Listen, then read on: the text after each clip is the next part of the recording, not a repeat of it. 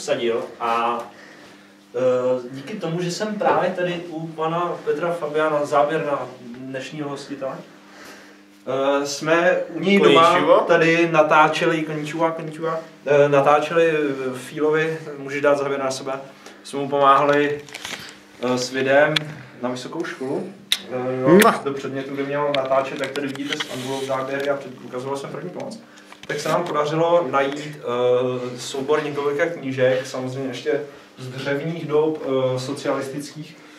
Rád bych upozornil na tohle jedno. Ta knížka se jmenuje Sexuální zrání mladého muže a byla vydaná v roce 1977 v nakladatelství Avicentrum zdravotnické nakladatelství.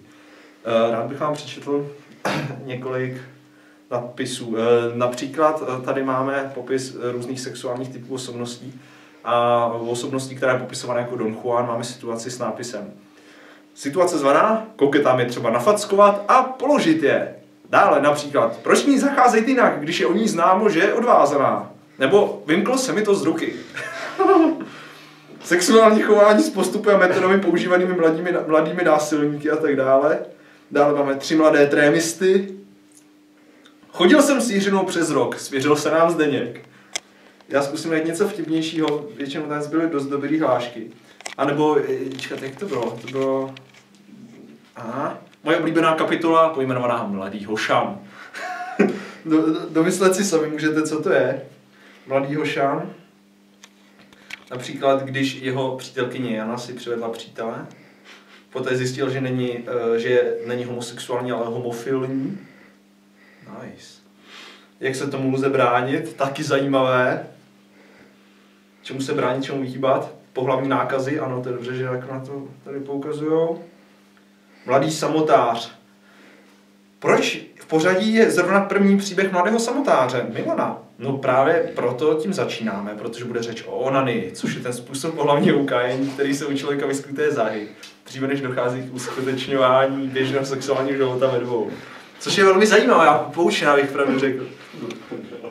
9 mladých mužů, název celé kapitoly byl pohlavní dráždění a ukájení pohlavního pudu na vlastním těle bez pomoci reálného partnera.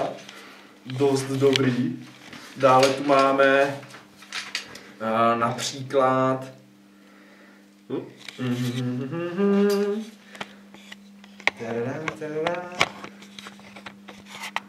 ejakulace, co je ejakulace? Jo, moje oblíbené, jak se vyrobí tato raketa, nadpis. Přesně by se měl zeptat, jak vzniká erekce. Protože erekce, čili raketa, čili stopození pohlavního údu, předchází ve většině případů ejakulaci. Já jsem teda jako nezažil, že by to šlo bez rakety, jak se to popisuje. Whatever! Nejsem master, ale takhle to jsou fakt fréři. Jak k ní dochází, jak často? Co to znamená? Lidi si kladou různé otázky. Proč? Otázka proč? Potřebuju ho jako kluk znát. Jaj, co tu máme dál? Kdy je lékařské vyšetření opravdu zapotřebí? Pokud předkošku pohlavního údu nelze... Já se omlouvám, ale tohle fakt nejde, ale že fakt možná... Ty vole, představ si, že ti teče úplně hnůj z ptáka, ty vole, máš ho 3krát větší než normálně, úplně zrudlýho, vole, úplně barvama ti hraje, vole, a ano, v tu dobu by si směli jít zajít k doktorovi, vole, to tomu člověku nedojde samo, nebo ty lidi opravdu byli tak hloupí. Já jsem z toho úplně mrtvej, já už teď prostě loupu 20 minut, možná půl hodiny tu knížku a jsem z toho úplně fakt mrtvej, když nám bylo 16. Hračky, ježišmarja. Okurka. Vypni to, už fakt nemůžu. Kámo. Ano a děkujeme doktoru Sadilovi, jež chrochtajíc při svém projevu nám přednesl pár pěkných slov z této knihy. Mimochodem, dej na mě závěr.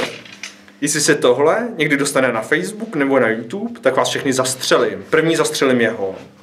Ano, podívejme se na něj. Ale nejdřív mu prostřelím kolena.